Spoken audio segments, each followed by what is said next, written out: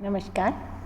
आइए हम आज बीए भाग द्वितीय जो मोहनलाल सुखाड़िया विश्वविद्यालय के पाठ्यक्रम में सम्मिलित है बिहारी, उनके चौथे भाग में जो बचे दोहे हैं उनका अध्ययन करते हैं, उनकी व्याख्या करते हैं। 3 भाग के हम पूर्व वीडियो में व्याख्या कर चुके हैं और आज हम अंतिम चौथे भाग का अध्ययन करते हैं। तो देखते हैं। पहला, मोही तुम्हें बाढ़ी बहस को जीते यदुराज। पिछले जो वीडियो था उसमें भी भक्ति के ही पद थे, तो बिहारी की भक्ति भी बिल्कुल अलग तरह की है, अनुपम है उनकी भक्ति भी। और इसके अंदर यहाँ जो ये दोहा है इसमें भी कवि इसी प्रकार से अपनी वाग विदग्धता को या अपनी महत्व को स्थापित करते हुए कहते हैं कि मेरे में और प्रभु में दोनों में बहस बढ़ गई है। कि मेरे में तो बहस है कि मैं आपसे, मेरा उद्धार आपसे नहीं होगा, और प्रभु यदुराज जो यादवराज कृष्ण है वो कहते हैं कि नहीं, मैं तुम्हारा उद्धार करूँगा।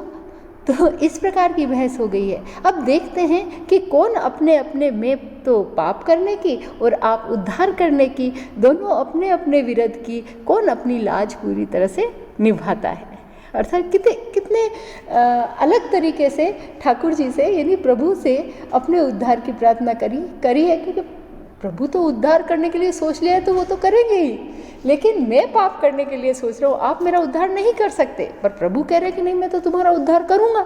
इस प्रकार से एक दूसरे के अंदर जो वाग विदग्धता है, जो वचन शब्द जो उन्होंने लिए हैं, बात को अलग तरह से कहने का, अपनी भक्ति को अलग तरीके से प्रस्तुत करने का यहाँ बिहारी का ये अनुपम तरीका है, वो इस दोहे में हम देख सकते हैं।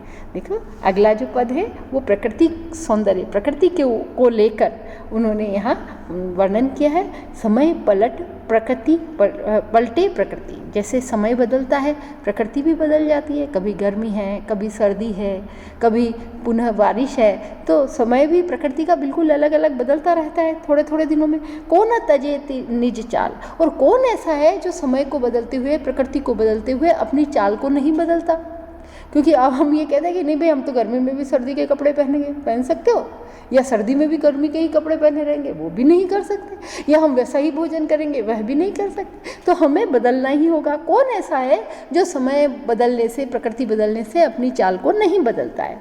तो भोग करुण अकरुण करो, यहाँ अपनी उसको कलिकाल के माध्यम से, यानी कलयुग के माध्यम से कवि कह रहा है कि मैं बहुत ही अकरुण हूँ, करुणा करने के योग्य नहीं हूँ, लेकिन प्रभु आप तो करुणा करने वाले हो, अतः आप मुझ पर करुणा करो। यही कपूत कलिकाल, ये जो आपका पुत्र है, कलिकाल जो है, कलयुग जो है, वो आपका पुत्र है। एक प्रकार से सतयुग कलयुग ये प्रभु के ही बनाए हुए हैं, तो उनके पुत्र बताया इनको।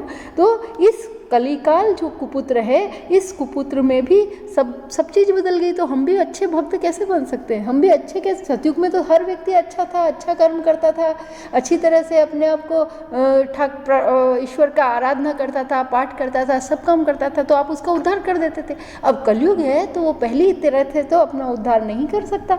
अतः हे प्रभु, आप भी बदल जाइए और हमारा उद्धार कीजिए। देखो कितने सुंदर तरीके से एक तरह से मानवीकरण किया है, कलयुग को पुत्र बताया, किसका? प्रभु का, है ना। तो उस कलयुग रूपी पुत्र के आ जाने से समय बदल गया और हम भी बदल गए। हम आपको पहली तरह से तो नहीं मिल सकते, सतयुग में जिस प्रकार का मनुष्य था वैसा तो अब नहीं हो सकता, अतः आप हम पर कृपा करो, ये देखो, करुणा करो। तो बहुत ही सुंदर तरीके से मानवीयकरण के द्वारा प्रकृति का भी मानवीकरण इन्होंने कर दिया है, और सुंदर सा वर्णन अनुप्रास अलंकार अकरुण करुण, है ना। तो अनुप्रासिक सौंदर्य पहले और दूसरी पंक्ति में। अगला देखते हैं हम, थोड़े ही गुण रीझते बिसराई यह वाणी। पहले तो आप ऐसे थे कि कोई थोड़ी सी आवाज़ लगाता तो आप उनको उद्धार करने चले जाते। एरावत जो था, है ना, क्या कहते हैं, इंद्र ने बन गया गज और ग्रह की कहानी याद है ना। तो उसका पैर जब पकड़ लिया, उसने प्रभु को पुकारा तो वो आ गए। द्रौपदी ने पुकारा प्रभु आओ तो वो आ गए।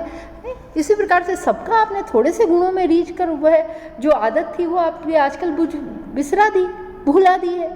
तुम हो कान्ह बनो भय। हे कृष्ण, मुझे तो ऐसा प्रतीत हो गया है कि तुम भी आजकल के जैसे दानी होते हैं ना, बहुत ज़्यादा विनती करो, लिरियाओ उनके सामने, व्याकुलता व्यक्त करो, तब जाके थोड़ा बहुत दान देते हैं। तुम भी आजकल के दानी के समान हो गए हो। उत्प्रेक्षा अलंकार, मनोभय। तो मानो तुम आजकल के दानी के समान हो गए हो, जो तुम्हारे सामने बहुत सारी तो विनती करनी पड़ती है, बहुत ज़्यादा मुझे प्रार्थना करनी पड़ती है, तब जाके तुम उद्धार करते हो। या करो या न करो ये भी पता नहीं, तो तब जाके आप करते हो। तो इस प्रकार से सुंदर उत्प्रेक्षा के साथ इन्होंने अपनी उद्धार की प्रार्थना की। एक प्रकार से भक्ति परक दोहा है, सुंदर। अगला देखते हैं, बंधु भये का दीन के को तार्यो रघुराय, है ना। किसके बंधु हो तुम? लो, अब ऐसे बिल्कुल जैसे अपने दोस्त से नहीं कहते क्या किया है तुमने, वैसे ही इसमें कह रहे हैं तुम किसके बंधु हो और किसका उद्धार कर लिया तुमने। अब तक तो तुमने छोटे मोटे का उद्धार किया है, टूटे टूटे फिरत हो। छोटे मोटे जो बेचारे आए थे उनका तुमने उद्धार कर दिया और सोचते हो मैंने उद्धार किया, मैंने उद्धार किया। और झूठे विरुद्ध कहाई, ये तुमने झूठी ही बातें कर ली है। मेरा उद्धार करो तो जानो कि वास्तव में तुमने किसी पापी का उद्धार किया है। कितने अलग तरीके से काव्यलिंग अलंकार है तुमने किया है। मतलब कारण बताया कि तुम टूटे टूटे क्यों फिर रहे हो, कि तुमने छोटे मोटों का उद्धार कर लिया इसलिए। अब मेरा उद्धार करो तो मैं मानूं कि आप किसी बड़े पापी का आपने उद्धार किया है। कितने अलग तरीके से अपने उद्धार की बात बिहारी यहाँ कह रहे हैं, वाग विदग्धता उनकी। तो बलिए भलिए बनी नागर नंद किशोर, हे नागर नंद किशोर, ये तुम्हारी बात वास्तव में बिल्कुल भली बन गई है। जो तुम नीके के लख्यो मोह करनी की ओर, बड़ी अच्छी बात हुई जो आपने मेरी करनी की ओर देखा तो सही, थोड़ा बहुत देखा और मेरा उद्धार करने के लिए सोचा तो सही।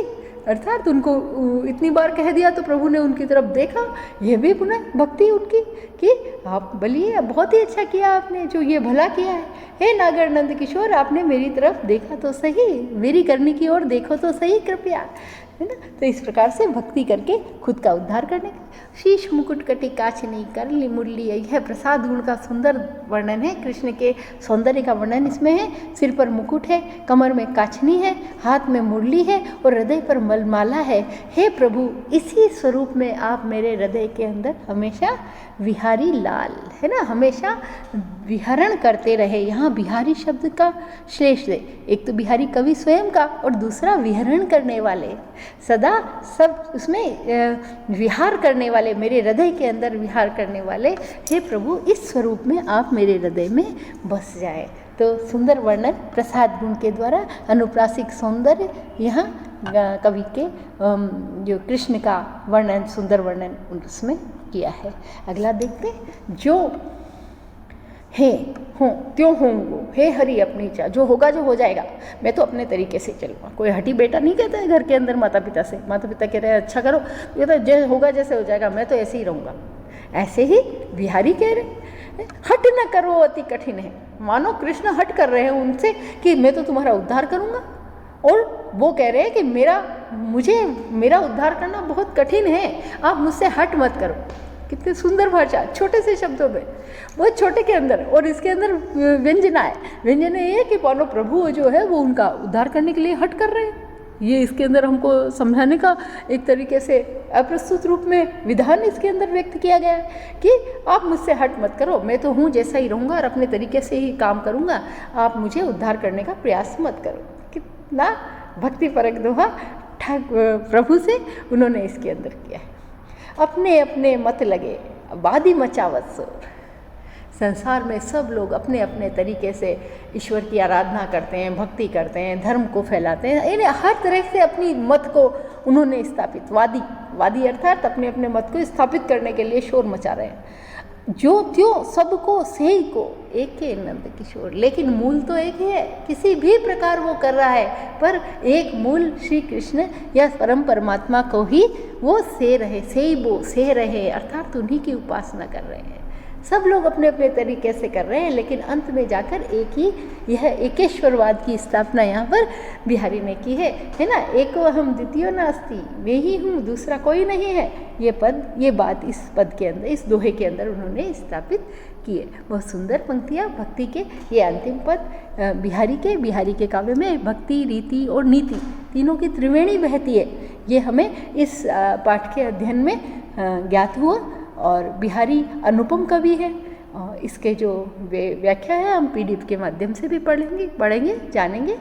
तो बहुत ही अच्छा रहा। ये हमारा कोर्स आज प्रथम प्रश्न पत्र का जो कोर्स है वह लगभग पूरा होने को है। धन्यवाद।